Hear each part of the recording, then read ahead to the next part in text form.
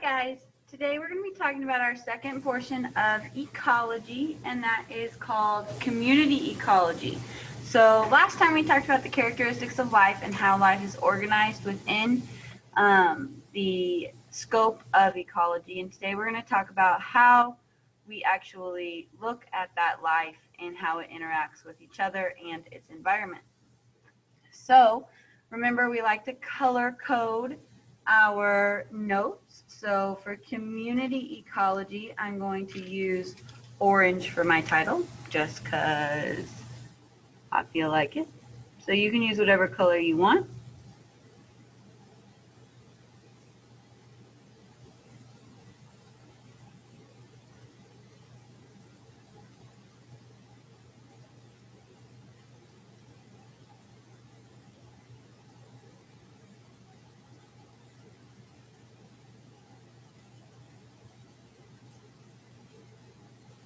And when we start talking about ecology, we have to first define a few things that you should remember from science in the past. We're still going to review those. So first, we break down the word ecology. What is ecology? It is the science of relationships between biotic, and remember, biotic means living, and abiotic.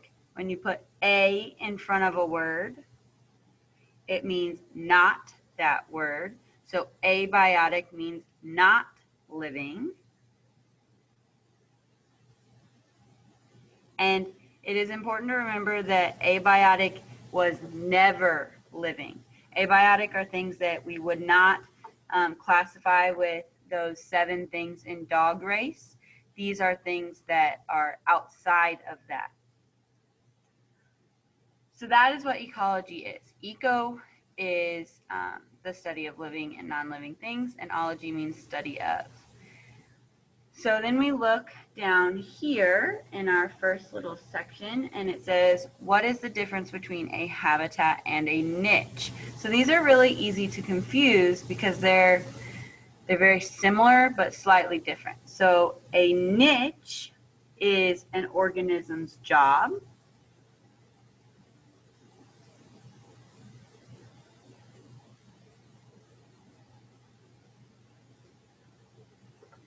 So it's the role the species plays in a community. It's its total way of life. So this is where it fits in, what spots on the food web it holds, what jobs it does for the ecosystem, what foods it eats. It's its job within its system. And then a habitat is its home. So that's where the organism is going to live. It may be for a tree frog in the trees versus a leopard frog that lives in a pond. They're both frogs, but they have different locations within the ecosystem. So they provide different roles within their area.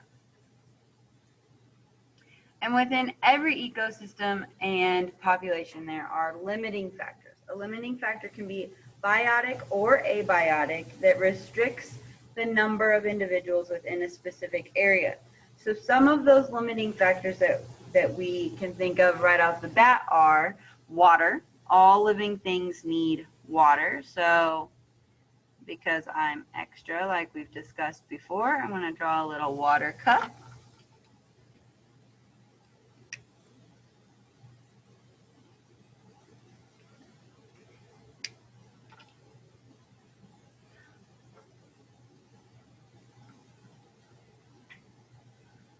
Another one is going to be food. There has to be enough food to support the population. If you get too many of something, that food resource becomes limited.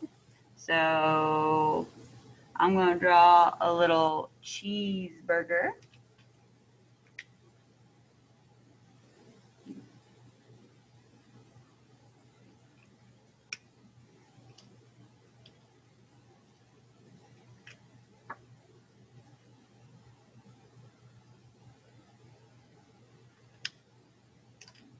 Told ya. I enjoy the annotated notes. So if you don't feel like going about this quite so elaborately, you can just write the words in there really cool. You can draw your own version of the pictures, however you want to do it. The temperature is something you may not think of as being a limiting factor, but think about it.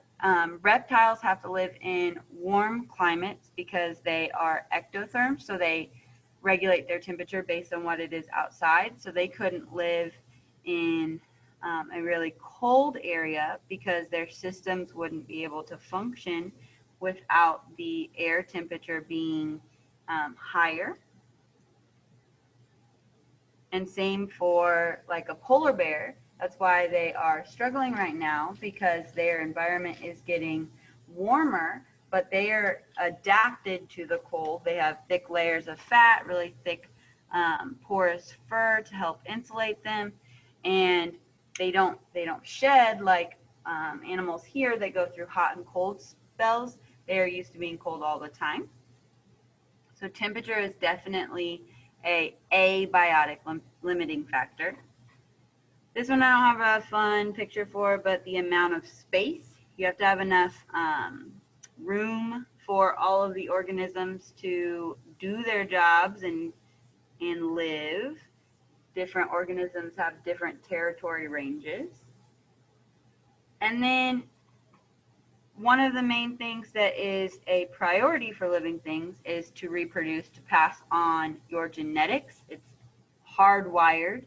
So there has to be enough mates, or you're going to have competition and fighting, which will lead to somebody losing.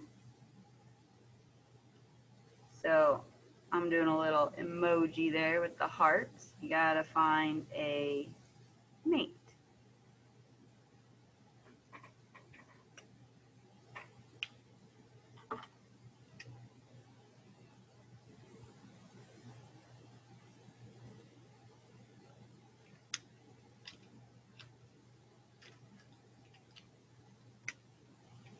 So those are some of the just general things that we first need to think about when we talk about ecology. Remember the difference between a niche and a habitat, job versus house, and a big one that we're going to talk about over and over and over again is this biotic versus abiotic. And remember, when you put an A in front of a word, it means not that word. So then we're going to move on to defining some of our players within our ecosystems on the biotic side. So we have two major categories, producer and consumer. And our producers are exactly what you would think they are. They are the ones who produce the energy. So they're going to be our plants, algae, some bacteria are going to be producers. But we can also call a producer an autotroph. So when we go back to those Latin root words that you guys talked through in our language of science unit, you break things down into pieces. So if you were looking at your reference sheet, you would look for auto, and auto means self, and troph means feeding.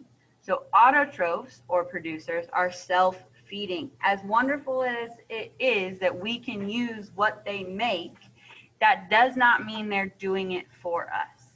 So a producer or an autotroph is making their own food that we then just get to benefit from. So in your little reading here, they make their own food from energy in sunlight. Now, there are always exceptions to this rule. There are some autotrophs that make energy from other things like chemicals, but we're not going to get into that on our side of things. But do know that there are other sources of energy depending on the environment that something is in. So for our little picture for producers, I'm going to draw a little sun.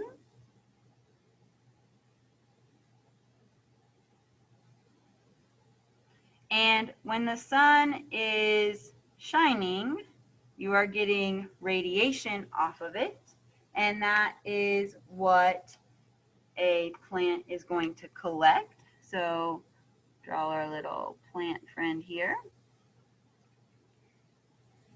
And we will discuss this in more detail later on in the year, but you know what photosynthesis is. A plant takes in the sunlight, it converts it, and then it stores it in its leaves and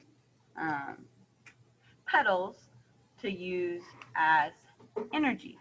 And just to remind yourself that the plant is making it for themselves, the little, I sure do.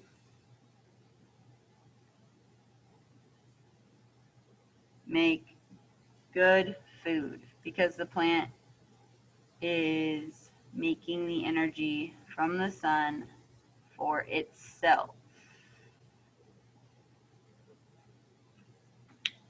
Then we go to our second group of organisms within an ecosystem, and those are our consumers. You'll notice that we have 4 types of consumers. So I'm going to pick 4 colors. I've got blue, orange, pink, and purple. And I'm going to make my title alternate those colors because all 4 of those groups make up our category of consumers.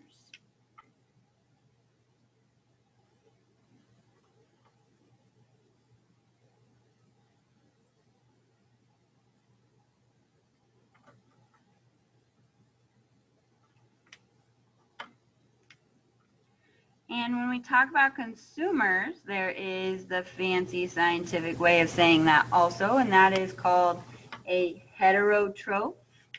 Hetero means different, and we already know that troph means feeding. So heterotrophs are different feeding, and that kind of doesn't make sense, right? But if you think about it as producer versus consumer, producers are self-feeding, so consumers are different feeding because they have to find a different source of energy. They don't get it from themselves. So when we're looking at this, the heterotroph tells us that they have to eat something or consume something, which is why they're called consumers. These organisms have to eat, so we know they eat to get their energy. And our first consumer we're going to talk about is the one that you probably think of right off the bat, and those are our carnivores. So I'm just picking one of my 4 colors and titling that for the carnivore.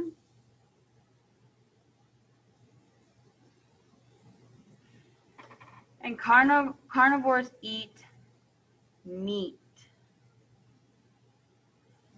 They're the predators or the scavengers. Scavengers are usually going to be carnivores in the sense of they are picking the scraps left over.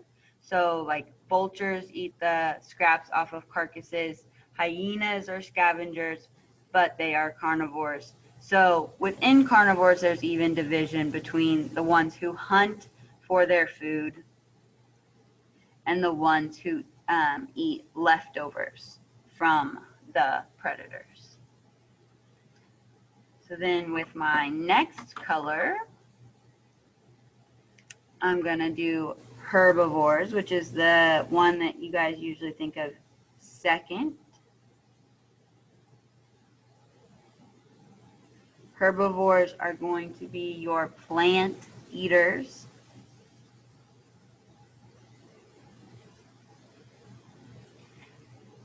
Now, we're going to talk about this in just a second, but they're always going to be the ones who eat or the producers. So they are always the second step on a food chain.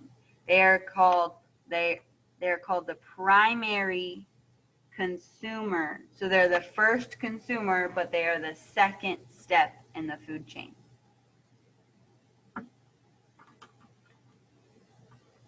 And then the one you may remember as the third one that we've talked about before is omnivore. Omni means multiple, and vor, as we've talked about with the other two, means what they eat. So omnivores are going to eat both plants and animals. These are going to be your really versatile animals that have wide ranges because they can live off of pretty much anything in their habitats. Now, like raccoons are omnivores, bears are omnivores. You're gonna see a lot of like insect eaters that are omnivores because they eat both insects and plants. So an omnivore, depending on what they eat, will change their trophic level within our food chains and food webs. If they're eating a plant, they are that primary consumer. If they are eating an organism, they're going to be higher up on the list. And then with our last color, we have one that you may not have heard in this form before. It is a detritivore. So decaying carcasses are called detritus. So that's where the detrite comes from. Vor means eating. These are your decomposers. You guys have probably heard that word before. So it now is coming back to you, but we're going to use the term detritivore in our class. So these are going to eat dead things. These are going to be the ones who break those things back down into their original pieces, into their elemental state. So these are going to be your mushroom, your fungi, your worms and maggots and beetles, the things that are going to actually break all that dead stuff back down into the particles that they started in. They're going to be the ones that turn leaves into dirt if you leave your leaf pile sit there over the winter. They're the ones that are going to clean off all the meat from the bones of an organism. So you have four main categories within the group of consumers. So we have carnivores or meat, herbivores, plants, omnivores, both, and detritivores, dead things. So that is our kind of vocab review for ecology, niche, habitat, producer, consumer. We're going to shift and look at the second page of these notes and look at our organization within these groups. So you have your trophic level pyramid here. This should look familiar to you. But we're going to go into a little more detail than what you may have gone into before. So first thing we need to remember is that all living things need energy. So we have to know where the energy is going in an ecosystem. So our arrow here should say energy.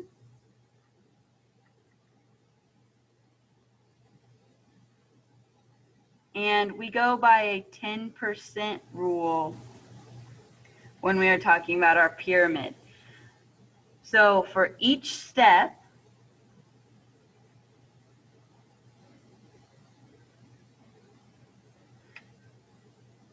the one who is eating the food gets 10% of the energy within that food source.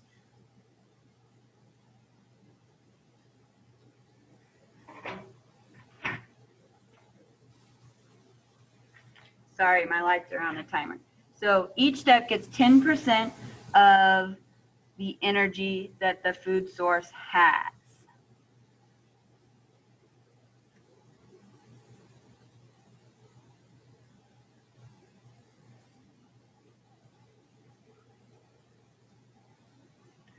The other 90%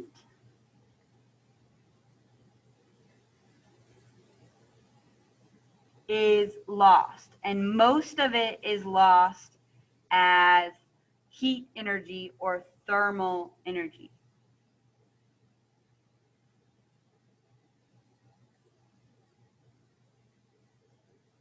And that's because when an organism eats something, the process of breaking it down is going to actually release energy in the form of heat as it works through that chemical process.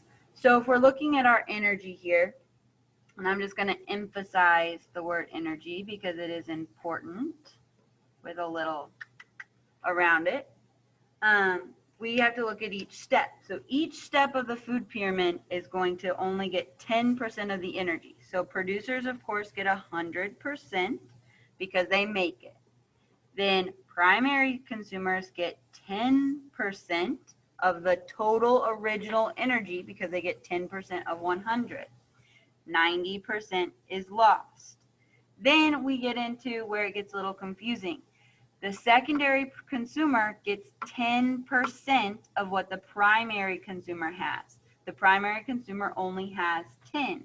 So the secondary consumer is going to get 1% of the original energy because it's only getting 10% of 10.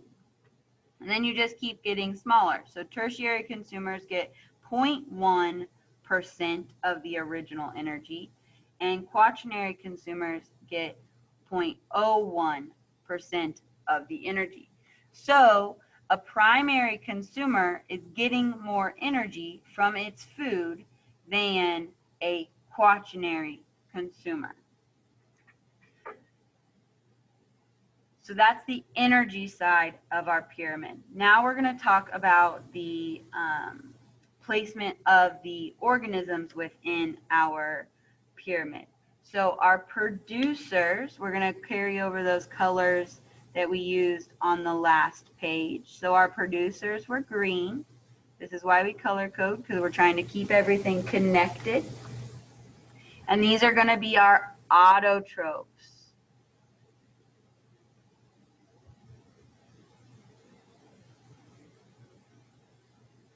And they are our plants. And notice that they're the biggest section. That makes sense, right? Because they are making all of the energy for the ecosystem, so there has to be a lot of them. So our note for this one is makes their own food.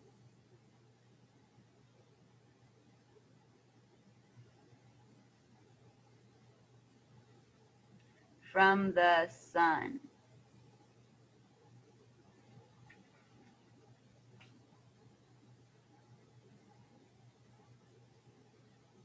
And you can make a little note that says all energy for the ecosystem or community.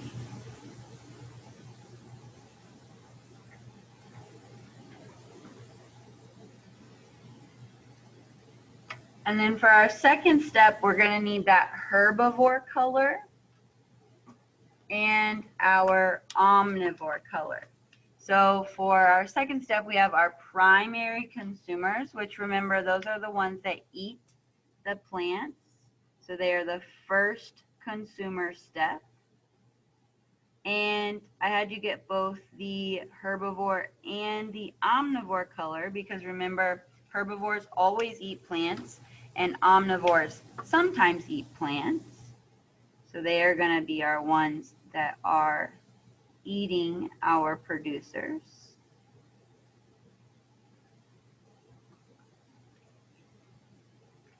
Herbivores who we're going to focus on for the main part because they are always eating plants.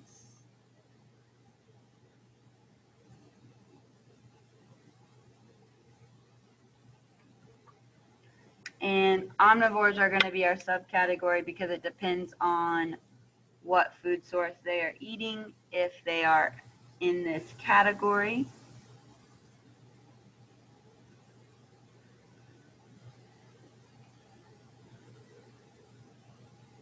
So they are going to eat producers. And our note here is only when they eat plants.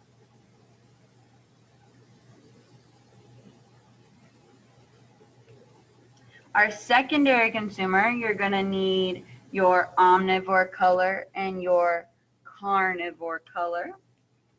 So once again, we're going to have two possibilities in this group because it is when there is an organism eaten, and the organism who is going to be eaten here is going to have been a primary consumer. So this would be the third step in the process.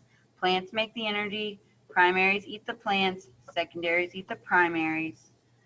If you're following along, that should be kind of making sense. So these are going to be our carnivores.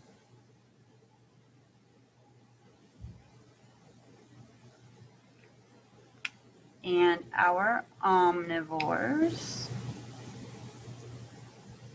And in this case, the omnivore is going to be eating another organism, another consumer, instead of a plant. So once again, they are kind of a subcategory within this group because they switch places. So these guys eat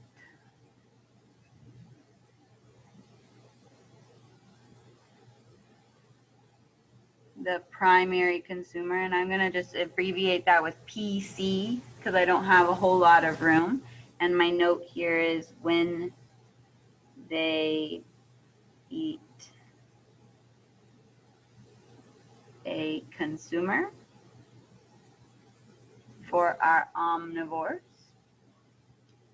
Our next level is our next two levels are going to be in our carnivore color, because once you get up to this fourth, and if you get up to this fifth level, they're going to be our apex or major predators within the group. So we're going to have carnivores on both of these.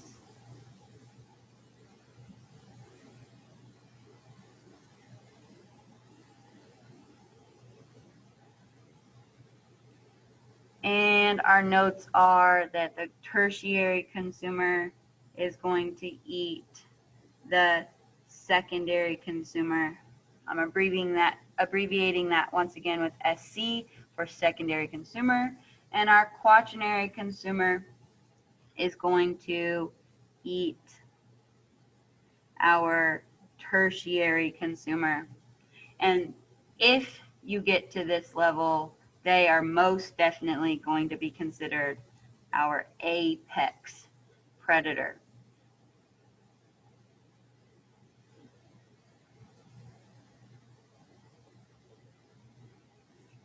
So those are our levels: primary producer, primary consumer, secondary consumer, tertiary, and quaternary. And then that's how the energy flows between them. Now, when we talk about trophic levels, I want to go over some vocab and give you a little detail here. So trophic levels are what we just talked about, and they are a step in a food chain. So above trophic level here, I'm going to make a little note that says a step in a food chain.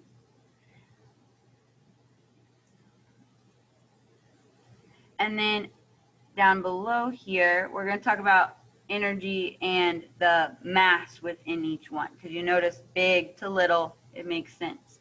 So as you move up the pyramid, biomass and energy will decrease.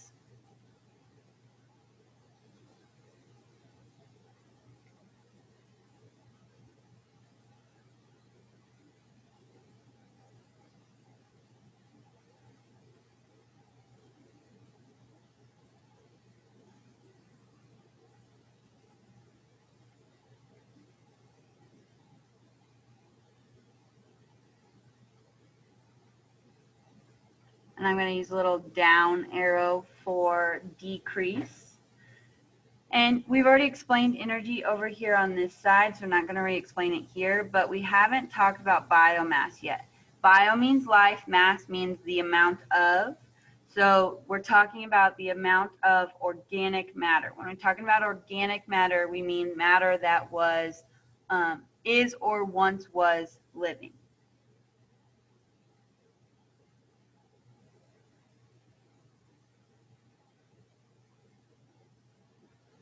So it's not quite the same as what you think of when you think of organic in the grocery store.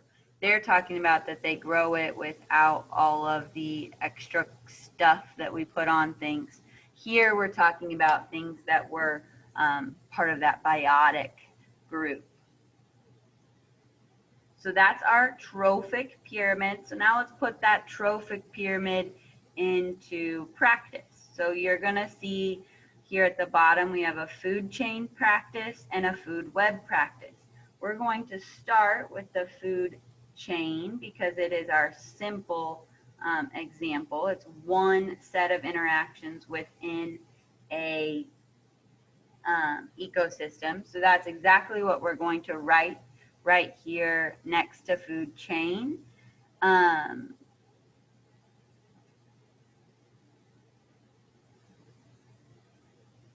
So it is a single path of energy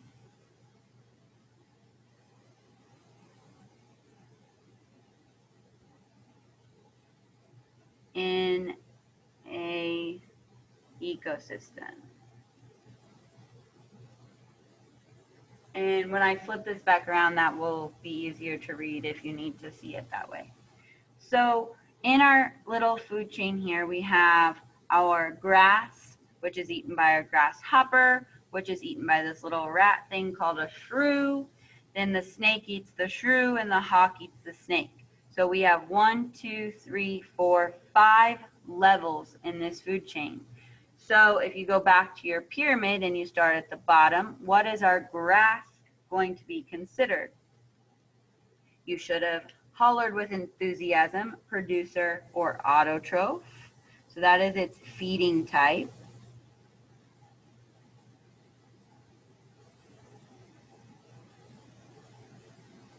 And its trophic level is going to be what we had on the far left side where we colored in the block letters. So we're going to call this trophic level producer. Plants are what plants are. If you want to and you want to get a little extra, you can color your little leaves there.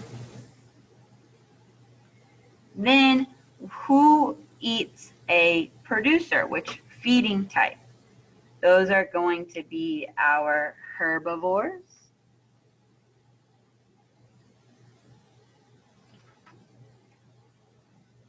And we are going to call them a primary consumer. And I'm going to use both colors again because in a different food web, it could have been an omnivore in this spot. So those are our primary consumers. Then our shrew, who ate a grasshopper, is going to be considered a carnivore. Now I'm picking carnivore here and not omnivore because I don't know the whole story when I look at just one food chain. In this food chain, the shrew is a carnivore because it's eating another organism. I don't know what else it eats. So these are going to be our secondary. And you'll notice I'm just going straight up that pyramid with my trophic levels.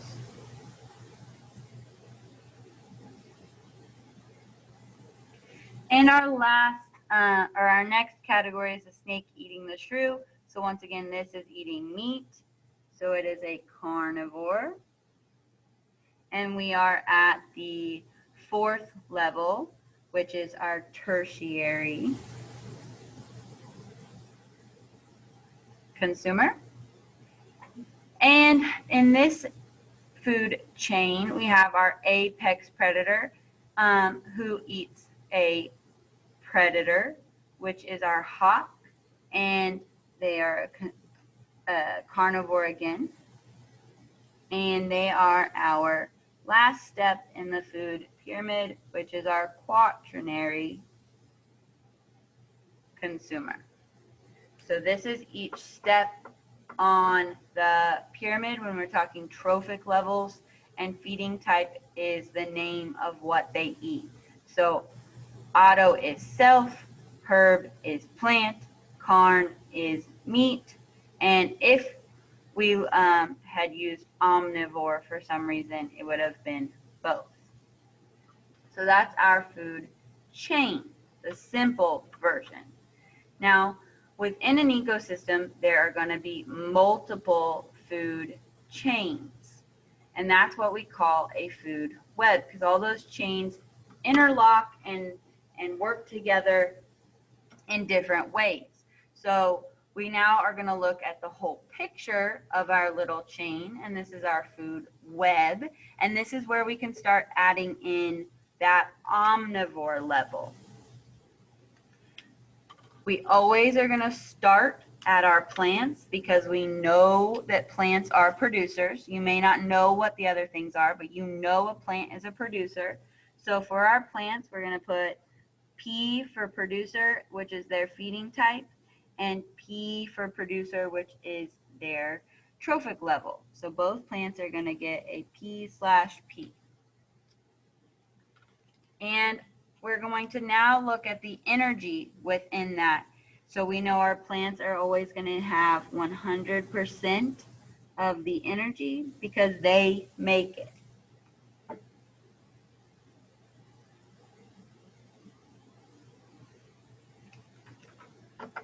Then we're going to follow the arrow. The arrows move in the direction of the energy, not in the direction of who ate who. So the energy from our plant is going to our grasshopper. So our grasshopper in this picture only has one arrow going to it. So our grasshopper only eats marsh grass.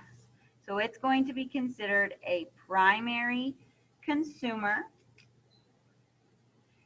and a herbivore because it is eating only plants. So our grasshopper is going to get 10% of the energy that marsh grass has.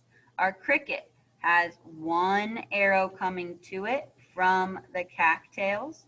So it is also going to be a primary consumer and a herbivore because it has nothing else that it eats. So it is going to get 10% of that energy that the cattails have.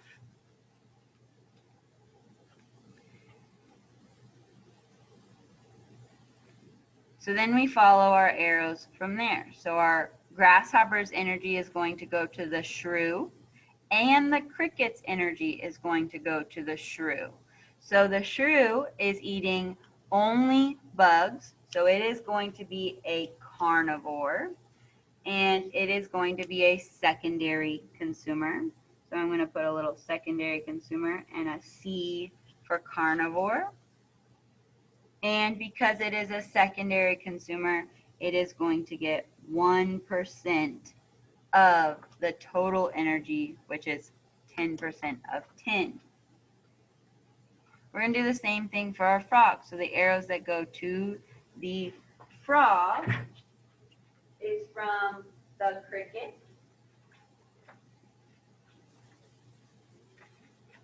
So it is also a secondary consumer because it's going 1, 2, 3.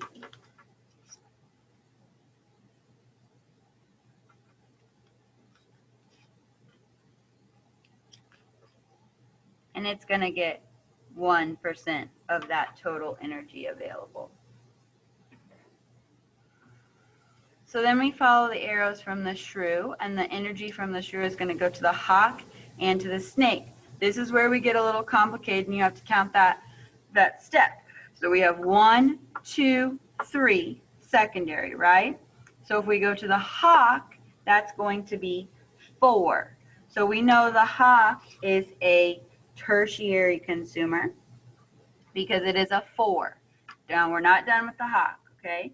Then we go from 1, 2, 3, 4 to the snake, and we know that the snake is a tertiary consumer. But you'll notice that the hawk has energy coming from the snake also. So if we count that, we go 1, 2, 3, 4, 5. That makes our hawk also a quaternary consumer. So that covers the 2 arrows from the hawk, and because it's a tertiary and a quaternary, we know that it is a carnivore. So for the tertiary step, it is going to get 0.1% energy. For the quaternary step, it's going to get 0.01% of the energy. The snake has 2 arrows also, so let's count and make sure. 1, 2, 3, 4. We already have tertiary. And 1, 2, 3, 4. So the snake is only tertiary, and it's going to be a carnivore because it is eating meat the whole time. So it is going to get 0.1% of the energy. So you can break down ecosystems into food chains or food webs, but ultimately you're always reading a food chain when you're looking at a food web because you're following one path of energy. So that's where we're going to make a couple notes. So when we look down here, we're going to draw an arrow from food chain over to our food webs, and our note is going to be a food web is a network of food chains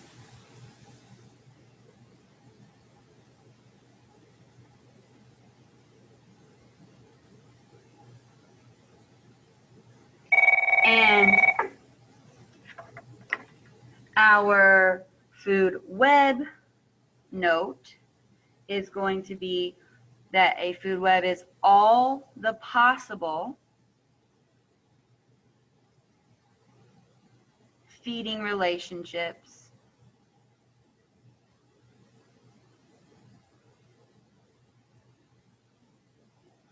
in a community. And I said community instead of ecosystem here because community is all the living things and the ecosystem is all the living and non-living, and the non-living aren't really part of our food web. So this was our second section of ecology, our community ecology section, because we're talking about all of the interactions within the living things. And we've discussed food chains as a single path of energy and food webs as all the possible paths. And we've talked about a lot of vocabulary here.